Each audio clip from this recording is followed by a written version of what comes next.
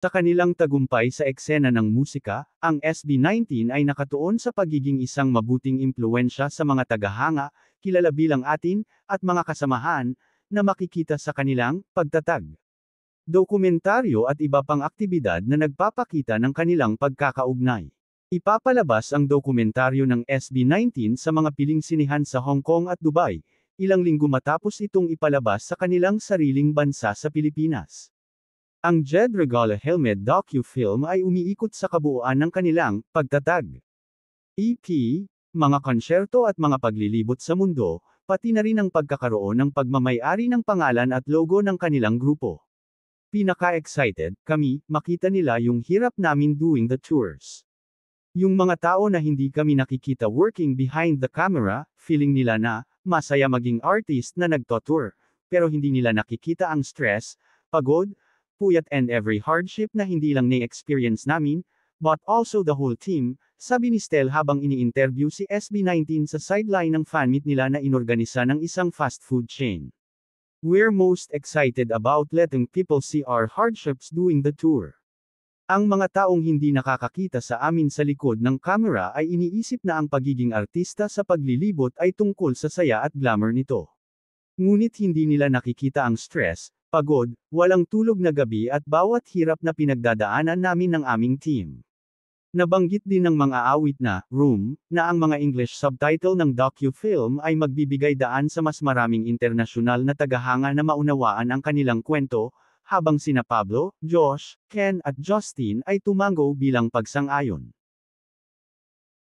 Gusto namin na makita nila na tinatakal namin ang recent issues na talagang masasabi namin na, we also want them to see us tackling our recent issues that we can really say were a big challenge for SB19, he added.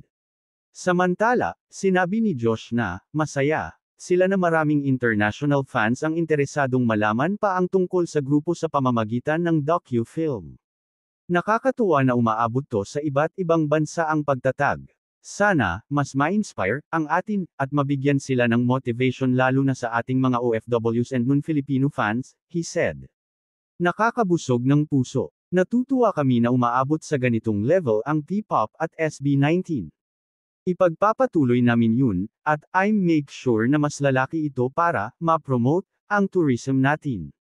SB19 on reaching international fans through pagtatag. Docu, being relatable. Larawan, courtesy of Sony Music Philippines. SB19. Larawan, courtesy of Sony Music Philippines. Sa kanilang tagumpay sa eksena ng musika, ang SB19 ay nakatuon sa pagiging isang mabuting impluwensya sa mga tagahanga, kilala bilang atin, at mga kasamahan, na makikita sa kanilang pagtatag, dokumentaryo at iba pang aktibidad na nagpapakita ng kanilang pagkakaugnay. Ipapalabas ang dokumentaryo ng SB19 sa mga piling sinihan sa Hong Kong at Dubai, ilang linggo matapos itong ipalabas sa kanilang sariling bansa sa Pilipinas. Ang Jed Regala Helmet docu-film ay umiikot sa kabuuan ng kanilang pagtatag, EP, mga konsyerto at mga paglilibot sa mundo, pati na rin ang pagkakaroon ng pagmamay-ari ng pangalan at logo ng kanilang grupo. Ang artikulo ay nagpapatuloy pagkatapos ng patalastas na ito. Pinaka-excited kami makita nila yung hirap namin doing the tours. Yung mga tao na hindi kami nakikita working behind the camera, feeling nila na masaya maging artist na nagto-tour, pero hindi nila nakikita ang stress, pagod, puyat and every hardship na hindi lang na-experience namin, but also the whole team, sabi ni Stel habang ini-interview si SB19 sa sideline ng fan meet nila na inorganisa ng isang fast food chain. We're most excited about letting people see our hardships doing the tour.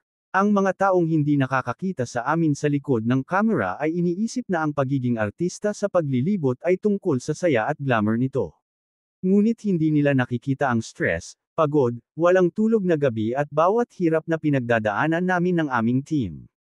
Nabanggit din ng Room singer na ang mga English subtitle ng docu-film ay magbibigay daan sa mas maraming international fans na maunawaan ang kanilang kwento, habang sina Pablo, Josh, Ken at Justin ay tumango bilang pagsang-ayon. Ang artikulo ay nagpapatuloy pagkatapos ng patalastas na ito. Gusto namin na makita nila na tinatakal namin ang recent issues na talagang masasabi namin na, we also want them to see us tackling our recent issues that we can really say were a big challenge for SB19, he added. Ang artikulo ay nagpapatuloy pagkatapos ng patalastas na ito. YouTube video player. Samantala, sinabi ni Josh na, masaya, sila na maraming international fans ang interesadong malaman pa ang tungkol sa grupo sa pamamagitan ng docu-film.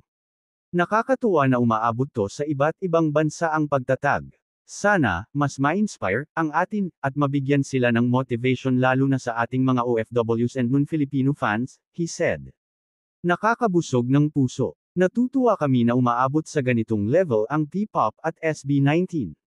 Ipagpapatuloy namin yun, at I make sure na mas lalaki ito para ma-promote ang tourism natin.